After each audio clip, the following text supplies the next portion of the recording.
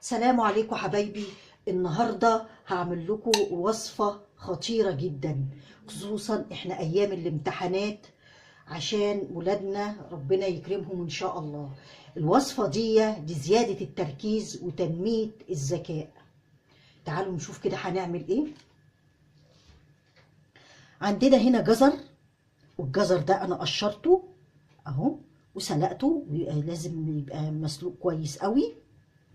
وعندنا هنا برتقانايه، وده بلح، وانا عامله بالظبط 11 بلحه. يعني يفضل ان طبعا ان يكون البلح لما بنيجي ناكلوه بناكلوه فردي، وده حديث عن الرسول صلى الله عليه وسلم.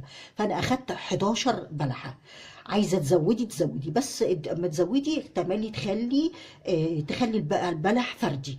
وهنا عشان البلح عندي ناشف شويه فحطيته في ميه وشويه سكر، وبالمره هستخدم الميه دي في الضرب. تعالوا نشوف بقى هنعمل ايه.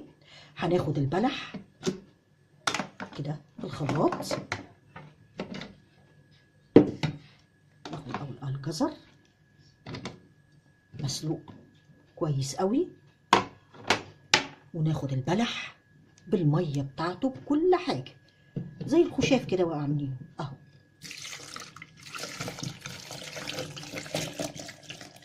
السكر اهو، والبرتقانايه نقشرها.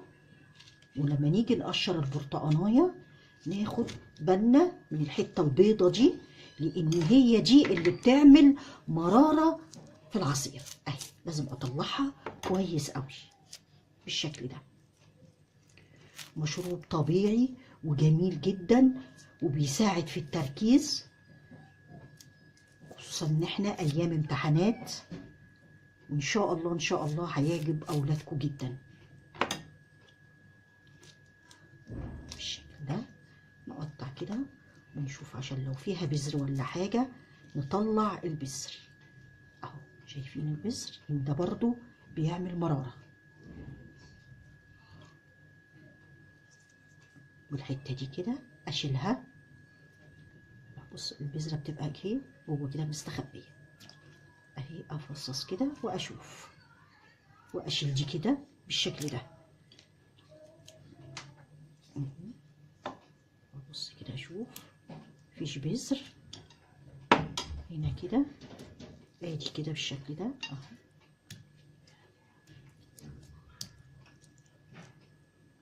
ونبدأ نضرب. طبعا احنا حاطين السكر قلت مع البلح، فجاهز المشروب بتاعنا جاهز. ونبدأ نضرب في الخلاط.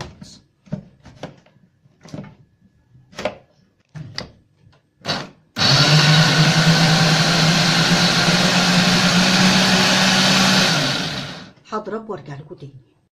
ادي حبايبي العصير بعد ما ضربته، شايفين منظره جميل ومبهج كده. ده غير طبعا القيمة الغذائية بتاعته اللي في البلح واللي في الجزر واللي في البرتقال.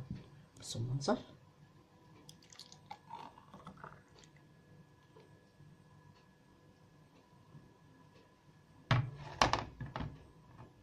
شايفين عصير مفيد جدا بيساعد على التركيز، خصوصا ان احنا ايام الامتحانات وولادكم ان شاء الله بيحبوه. اتمنى ان العصير يعجبكم. ما تنسوش اللايك والشير وتفعيل الجرس. والسلام عليكم ورحمة الله وبركاته.